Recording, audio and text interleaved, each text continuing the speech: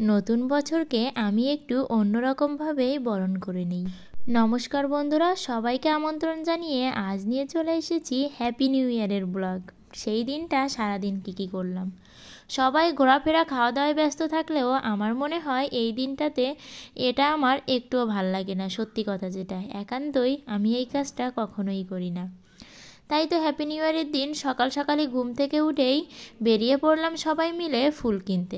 আর আমার সোনা বুড়োটা তো এতটা পাকা যে ও না রাস্তায় বেরোলে কিছুতেই কোলে উঠতে চায় না, আর গাড়ির ভিতর দিয়ে ওকে ছাড়তেও ভয় লাগে। তারপর আমরা ফুল আর মিষ্টি কিনে নিয়ে বাসায় চলে আসলাম।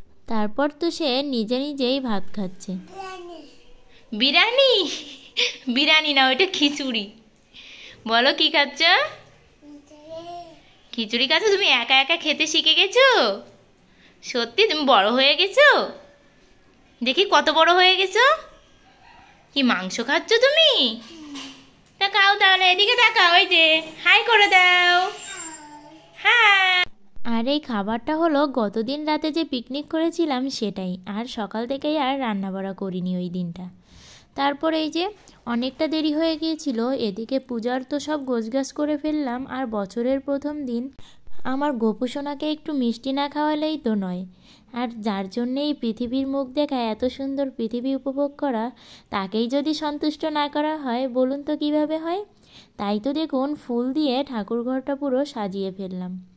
আর প্রত্যেক বছর হ্যাপি নিউ ইয়ারের দিন আমার একটাই টার্গেট থাকে, সেটা হচ্ছে 18 অধ্যায় গীতা পাঠ করা। যতটা কষ্টই হোক না কেন, উপোস থেকেই এই কাজটা করার চেষ্টা করি। আর এদিকে ফুল দিয়ে সাজিয়ে গোপালকে আজ ভীষণই সুন্দর লাগছিল। তারপর না সারাদিন আর ভিডিও করতে পারিনি, অনেক কাজই হাতে ছিল। আর এখানে সোনাবুড়ো এই কার্ডটা নিয়ে তার দিদিকে জন্মদিনের গিফট দিচ্ছিল। আর আজ হলো সোনাবুড়োর এই দিদিটার জন্মদিন। আর সোনাবুড়ো তো কেক দেখলে যে এতটা খুশি হয়ে যায়, মানে ও এতটা কেক আর বিরিয়ানি খেতে পারে, সত্যিই আপনাদের বলে বোঝাতে পারবো না।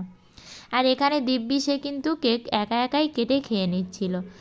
মানে জন্মদিনটা কার সেটা কিন্তু বোঝাই যায় না। আজকের ভিডিওটা এ পর্যন্তই। ভালো লাগলে অবশ্যই লাইক কমেন্ট শেয়ার করবেন। ফেসবুক পেজ থেকে দেখলে ফলো করবেন, আর ইউটিউব থেকে দেখলে অবশ্যই সাবস্ক্রাইব করবেন। নতুন বছরটা সবার অনেক বেশি ভালো কাটুক। সবাই ভালো থেকো, সুস্থ থেকো, সবাইকে টাটা।